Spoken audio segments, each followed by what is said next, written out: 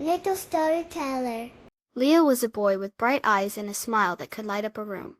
He loved the happy sounds of his school during the week, children laughing, teachers talking, and chairs scooting. But every Friday afternoon, when the last bell rang, a strange quiet would fall over Sunny Meadow School. One sunny Friday, as Leo was leaving, he thought he heard a soft sigh. He stopped and looked back at the big brick building. The windows seemed a little droopy, like sad eyes. "Are you okay, school?" Leo whispered. He imagined the empty hallways missing the happy feet running down them. Leo thought about the weekend. His house was always full of joyful noise. Maybe the school missed the noise too. He had a wonderful idea.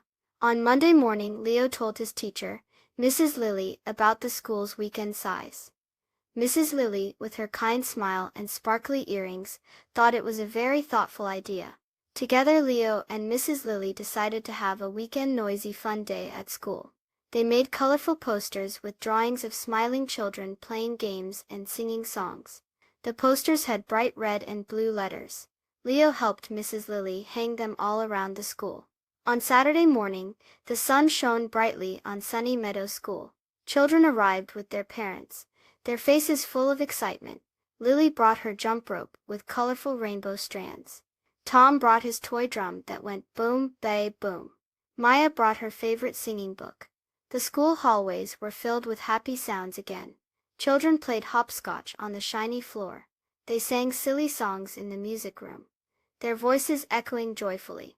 In the gym, they played tag and their laughter bounced off the walls. Even the school felt happy. The windows seemed to sparkle in the sunlight. At the end of the day, everyone was tired but happy. As Leo walked home, he looked back at Sunny Meadow School. It didn't look droopy anymore. It seemed to have a big happy smile.